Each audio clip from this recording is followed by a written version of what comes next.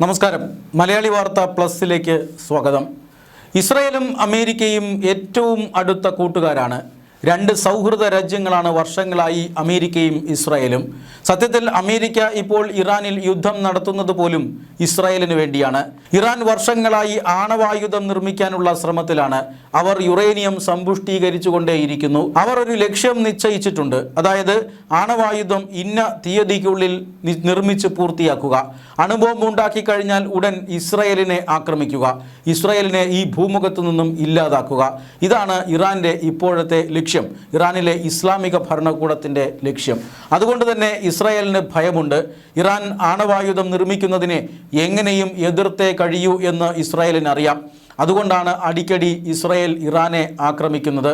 എന്നാൽ ഭൂമിക്കടിയിൽ വളരെ ആഴത്തിൽ സൂക്ഷിച്ചിട്ടുള്ള ഇറാൻ്റെ ആണവായുധങ്ങളെ എന്തെങ്കിലും ചെയ്യാൻ ഇസ്രായേലിന് ശേഷിയില്ല. അതിന് അമേരിക്ക തന്നെ വിചാരിക്കണം. അതുകൊണ്ടാണ് ഈ കഴിഞ്ഞ ആക്രമണ സമയത്ത് അമേരിക്കയെ ഉപയോഗിച്ചുകൊണ്ട് ബങ്കർ ബസ്റ്റർ ബോംബുകൾ ഇസ്രായേലും അമേരിക്കയും ചേർന്ന് ഇറാനിൽ നിക്ഷേപിച്ചത്. പക്ഷേ ആ ബങ്കർ ബസ്റ്റർ ബോംബുകൾക്കും ഇറാൻ്റെ ആണവായുധങ്ങളെ ഒന്നും ചെയ്യാൻ സാധിച്ചിട്ടില്ല എന്ന് അമേരിക്ക തന്നെ പിന്നീട് തുറന്നു പറഞ്ഞു. അതുകൊണ്ടാണ് ഇപ്പോൾ വീണ്ടും ഇസ്രായേലും അമേരിക്കയും സംയുക്തമായി ഇറാനെ ആക്രമിച്ചു കൊണ്ടിരിക്കുന്നത്. കനത്ത ആക്രമണം നടത്തിയിട്ടും ഇറാൻ്റെ ഇസ്ലാമിക ഭരണകൂടത്തെ പുറത്താക്കാൻ അമേരിക്കയ്ക്കോ ഇസ്രായേലിനോ സാധിച്ചിട്ടില്ല. ഇറാൻ ഇപ്പോഴും പിടിച്ചു നിൽക്കുകയാണ്. ആക്രമണം ആരംഭിച്ചത് ഈ കഴിഞ്ഞ ഫെബ്രുവരി 28-നാണ്. ആദ്യ ദിവസം തന്നെ ഇറാൻ്റെ പരമോന്നത നേതാവായ അയത്തുള്ള ഖമീനി വധിക്കപ്പെട്ടു. എന്നിട്ടും ഇസ്ലാമിക ഭരണകൂടത്തെ തൂത്തെറിയാൻ അമേരിക്കയ്ക്ക് സാധിച്ചിട്ടില്ല. ഇറാനിൽ അവിടെ ഇസ്ലാമിക ഭരണകൂടത്തിനെതിരെ വലിയ രീതിയിലുള്ള പ്രതിഷേധമുണ്ട്. ആ പ്രതിഷേധത്തെ മുതലെടുക്കാനും അമേരിക്കയ്ക്ക് സാധിച്ചിട്ടില്ല. പിന്നീട് കനത്ത ആക്രമണങ്ങളാണ് ആഴ്ചകളോളം അമേരിക്കയും ഇസ്രായേലും നടത്തിയത്. പക്ഷേ ആക്രമണങ്ങൾക്കൊടുവിൽ വെടിനിർത്തൽ പ്രഖ്യാപിച്ചു. സമാധാന ചർച്ചകൾ പുരോഗമിക്കുന്നു. ഇപ്പോഴും ഇറാനെ ഒന്നും ചെയ്യാൻ ഇസ്രായേലിനും അമേരിക്കയ്ക്കും സാധിച്ചിട്ടില്ല എന്നുള്ളതാണ് ഏറ്റവും പ്രധാനപ്പെട്ട കാര്യം. ഇറാനെ വെറുതെ ആക്രമിച്ച് തകർക്കാമെന്നല്ലാതെ ആണവായുധങ്ങൾ കൈക്കലാക്കാനോ ഭരണകൂടത്തെ മാറ്റാനോ ഇസ്രായേലിനും അമേരിക്കയ്ക്കും സാധിച്ചിട്ടില്ല. അതുകൊണ്ട് ഇപ്പോൾ യുദ്ധതന്ത്രം മാറ്റി പരീക്ഷിക്കുകയാണ് അമേരിക്ക. സമാധാന ഉടമ്പടിയിലൂടെ ഇറാനെ വെളിച്ചത്ത് കൊണ്ടുവരാൻ അല്ലെങ്കിൽ ഇറാനെ വരുതിയിലാക്കാനാണ് അമേരിക്ക ശ്രമിക്കുന്നത്. പക്ഷേ ഇസ്രായേലിന് അങ്ങനെ ഒരു അഭിപ്രായമില്ല.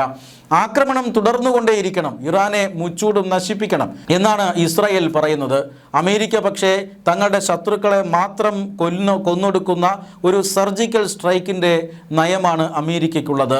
ഇസ്രായേലിനെ സംബന്ധിച്ചിടത്തോളം ആണെങ്കിൽ കണ്ണിൽ കാണുന്നതെല്ലാം ബോംബിട്ട് തകർക്കുക എന്നുള്ളതാണ് ഇസ്രായേലിൻ്റെ ഒരു നയം. ഈ രണ്ട് നയങ്ങളും തമ്മിൽ ഇപ്പോൾ ചെറിയ തർക്കം ഉടലെടുത്തിരിക്കുന്നു. അമേരിക്കയും ഇസ്രായേലും രണ്ടും രണ്ട് പാത്രമാകുമോ എന്ന് പോലും ഇപ്പോൾ സംശയം ഉടലെടുത്തിരിക്കുകയാണ്. കാരണം കഴിഞ്ഞ ദിവസം അമേരിക്കൻ പ്രസിഡന്റ് ഡൊണാൾഡ് ട്രംപും ഇസ്രായേൽ പ്രധാനമന്ത്രി നെതന്യാഹുവും തമ്മിൽ ടെലഫോണിൽ ചർച്ച നടന്നു. ആ ടെലഫോൺ ചർച്ചയ്ക്കിടെ ട്രംപ് നിരവധി തവണ നെതന്യാഹുവിനെ ശകാരിച്ചുവെന്നാണ് അമേരിക്കയിൽ നിന്ന് ലഭിക്കുന്ന റിപ്പോർട്ടുകൾ. നെതന്യാഹു ഭ്രാന്തനായ മനുഷ്യനാണ് എന്ന് പച്ചയ്ക്ക് ഒരു തെറിവാക്ക് പോലും ഉപയോഗിച്ചുകൊണ്ട് അമേരിക്കൻ പ്രസിഡന്റ് ഡൊണാൾഡ് ട്രംപ് പറഞ്ഞു ഈ ചർച്ചയ്ക്കിടെ എന്നാണ് പുറത്തു വരുന്ന വിവരങ്ങൾ. എല്ലാം ഇങ്ങനെ തച്ച് തകർക്കരുതെന്ന് ട്രംപ് നെതന്യാഹുവിനെ ഉപദേശിക്കുന്നുണ്ട്. ട്രംപ് ഉദ്ദേശിക്കുന്നത് ഇസ്രായേൽ ലെബനോണിൽ നടത്തുന്ന ആക്രമണത്തെക്കുറിച്ചാണ്. ഇറാനിൽ യുദ്ധമില്ലാത്തപ്പോൾ ലെബനോനിൽ കയറി മേയുകയാണ് ഇസ്രായേൽ എന്ന് തന്നെ പറയാം. വളരെ ശക്തമായ ആക്രമണം ഇറാൻ ലെബനോനെതിരെ നടത്തുന്നു. ഹിസ്ബുള്ളയ്ക്കെതിരെ ആക്രമണം എന്ന് പറഞ്ഞുകൊണ്ടാണ് ഇറാൻ ഈ ആക്രമണങ്ങളൊക്കെ നടത്തുന്നത്.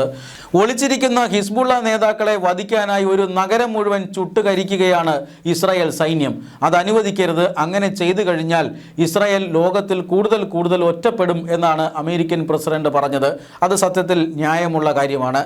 ഇസ്രായേലും അതുപോലെ തന്നെ ലെബനോനും തമ്മിൽ വെടിനിർത്തൽ കരാർ നിലവിലുള്ള സമയമാണ്. എന്നിട്ട് പോലും കനത്ത ആക്രമണം ഇസ്രായേൽ നടത്തുന്നു. ഇസ്രായേൽ പറയുന്നത് ഞങ്ങളും ലെബനോൻ എന്ന രാജ്യവും തമ്മിലാണ് വെടിനിർത്തൽ ഉള്ളത്, ഹിസ്ബുള്ള എന്ന തീവ്രവാദി സംഘടനയുമായിട്ടല്ല. അതുകൊണ്ട് തന്നെ ഹിസ്ബുള്ളയിലെ നേതാക്കന്മാരെ വകവരുത്താനായി ഞങ്ങൾ ശക്തമായ ആക്രമണം ഈ വെടിനിർത്തൽ സമയത്തും നടത്തുമെന്നാണ് നെതന്യാഹു പറയുന്നത്. മറുവശത്ത് ഇറാൻ ആകട്ടെ ലെബനോനിൽ ആക്രമണം നടത്തിയാൽ പൂർണ്ണമായും സമാധാന ശ്രമത്തിൽ നിന്ന് പിന്മാറുമെന്ന് അമേരിക്കയെ ഭീഷണിപ്പെടുത്തിക്കൊണ്ടിരിക്കുകയാണ്. ഈ ഘട്ടത്തിലാണ് നെതന്യാഹുവിനെ മെരുക്കാനായി ട്രംപിൻ്റെ ഇടപെടൽ ഉണ്ടായിരിക്കുന്നത്.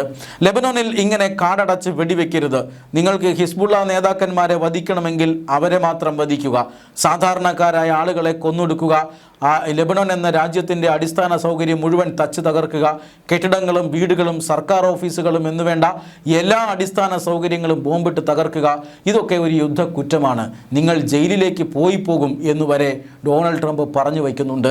ഇങ്ങനെ ചെയ്യരുത്, ബുദ്ധിപൂർവ്വം ചെയ്യണമെന്നൊക്കെ അദ്ദേഹം നെതന്യാഹുവിനെ ഉപദേശിക്കുന്നുണ്ട്. പക്ഷേ നെതന്യാഹു ഇതിലൊന്നും തൃപ്തനല്ല. അങ്ങേയറ്റം ആക്രമണം നടത്തി ഈ ഹിസ്ബുള്ളയെ ഇല്ലാതാക്കും എന്നാണ് നെതന്യാഹു ഇപ്പോൾ പറഞ്ഞുകൊണ്ടിരിക്കുന്നത്.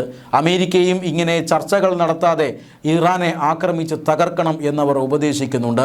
എന്തായാലും ലെബനോണിൽ ഇസ്രായേൽ നടത്തുന്ന ആക്രമണങ്ങൾ ഇറാനും അമേരിക്കയും തമ്മിലുള്ള സമാധാന ശ്രമങ്ങളെ വലിയ രീതിയിൽ ബാധിക്കുന്നുണ്ട്.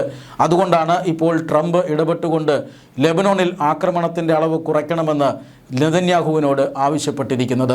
വരും ദിവസങ്ങളിൽ ലെബനോണിൽ എത്രമാത്രം ആക്രമണം നടത്തും എന്നനുസരിച്ചായിരിക്കും ഈ ചർച്ചയുടെ ഫലം നിശ്ചയിക്കപ്പെടുക. എന്തായാലും നെതന്യാഹു ട്രംപിൻ്റെ വാക്കുകൾ ശ്രദ്ധിച്ചാൽ മിഡിൽ ഈസ്റ്റിൽ ഒരു സമാധാനം ഉണ്ടാകാനുള്ള അല്ലെങ്കിൽ ഒരു സമാധാന കരാർ ഉണ്ടാകാനുള്ള എല്ലാ സാധ്യതയുമുണ്ട്. ഇല്ലെങ്കിൽ ഇറാൻ പിണങ്ങിപ്പോയാൽ വീണ്ടും അമേരിക്കയും ഇറാനും തമ്മിൽ യുദ്ധം നടക്കുകയും പശ്ചിമേഷ്യയിൽ വലിയ പ്രതിസന്ധി ഉണ്ടാവുകയും ചെയ്യും.